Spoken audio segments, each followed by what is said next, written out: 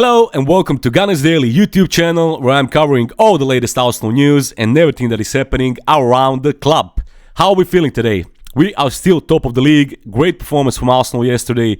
Tough, hard away game, just like we expected it to be. Also, here's a fun fact for you. Arsenal will start Christmas Day top of the table in consecutive years for just a second time in their history, after doing so in 1932 and 1933. Let's just hope this time we will stay there till the end. Okay, latest Arsenal news. Other than the result at Anfield, what else has been going on in the last 24 hours? Well, a lot of things. But don't worry, because I picked everything that you should know and some news that you might have missed. So, without any further ado, let's get into it. Bukayo Saka apologized to Liverpool's Kostas Tsimikas for breaking his collarbone. Tsimikas was forced off in the first half with injury after clattering into his own manager Jurgen Klopp following a battle for the ball with Saka, with the Greek left-back taken to hospital. Saka has apologized for the role he played in breaking Tsimikas' collarbone, as he told Sky Sports. "I've heard he's gone to hospital, so I want to apologize to him. I didn't mean it, of course. For me it was just 50-50 and I've gone shoulder to shoulder with him. I didn't see, but he must have taken a bad fall. I didn't see that he went into Jurgen Klopp either. I was focused on running forward because I didn't think it was a foul." Klopp, speaking after the match, told the Sky Sports that for them, the match was massively overshadowed by Kostas Tsimikas' collarbone issue, which is definitely broken, and that the player will be out for a long time. "It's always bad when things like this happen, and I wish Tsimikas a speedy recovery." Speaking after the game, William Saliba admitted that Arsenal were lucky to get away with Martin Odegaard's handball. "Yes, I have seen it," Klopp said in a post-match interview. "I am pretty sure someone will come to explain it to me why it was not a handball, but I don't know how. How can a guy in an office see that and not come to the conclusion that maybe, possibly, it could be worth the referee having another look?" And speaking to Viaplay after the game, Saliba said, "Yes, of course it was a penalty, but I'm not the referee and we have to accept the decision. Tell me, what are your thoughts? Do you think it should have been a penalty? Write down in the comments." Fulham will demand a fee of up to £60 million for Joao Palhinha in January, according to Football Insider. Palhinha has been linked with Bayern Munich, Liverpool and Arsenal. The Portuguese midfielder had a medical with Bayern in the summer on deadline day, but the deal collapsed because Fulham were unable to find a replacement before the transfer window shut. Palhinha has a contract with Fulham until 2028, and according to the latest reports, Arsenal cooled down their interest for a player amid Palhinha's rising transfer valuation. Gunners, if you could pick one between Joao Palhinha and Douglas Luiz, who would you pick? Arsenal and Chelsea's long-term target, Victor Osimhen, has now officially signed a 12-month contract extension with Napoli. Osimhen's contract expires in 2025 and talks over a new deal that does reportedly include a £112 million buyout clause have been ongoing for some time now. But the club took to social media last night to confirm a deal had been struck. The Gunners in particular have been linked with a move for the Nigerian, following widespread perception that they lack a clinical goal scorer in their title pursuit. Osimhen played an instrumental role in Napoli ending their 33-year wait for the Serie A title last season, scoring 26 goals in 32 top-flight matches. According to some of the reports, Arsenal are still interested in signing the player, even with his £112 million buyout clause. But if a deal of this magnitude happens, it is more likely that it will happen in the summer and not in January.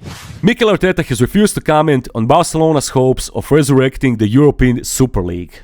On Friday morning, Arsenal announced that unlike Barca, they would play no part in any future Super League. And while Mikel Arteta has backed that decision, he refused to criticize Barca for taking the opposite view. "That's not for me to judge. I can talk about what is best for Arsenal and the decision that we have made as a club. I don't know, whatever the decision is of any club and everybody in football and what we are involved in is two things. One is the soul of this game, which is our supporters, because they are what makes this game possible, and the players.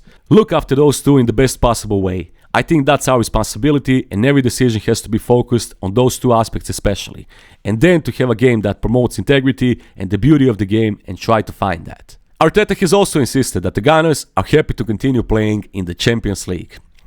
The new European Super League proposal would replace the competition, but Arteta has backed the club's decision to reject an invite. Eddie Nketiah could leave Arsenal in January should a potential suitor meet his asking price, according to Fabrizio Romano. The 24-year-old Nketiah signed a new 5-year contract in the summer of 2022 and scored 9 goals in 39 appearances last season.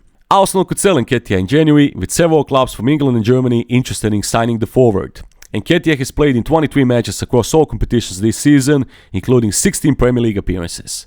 He has managed to score 6 goals and provide 4 assists. He also netted a hat-trick in the league in the Gunners' 5-0 victory over Sheffield United in October. It's been rumored that Arsenal would be willing to let Nketiah go this January if they plan to sign some other big-name striker like Ivan Toney, to comply with financial fair play.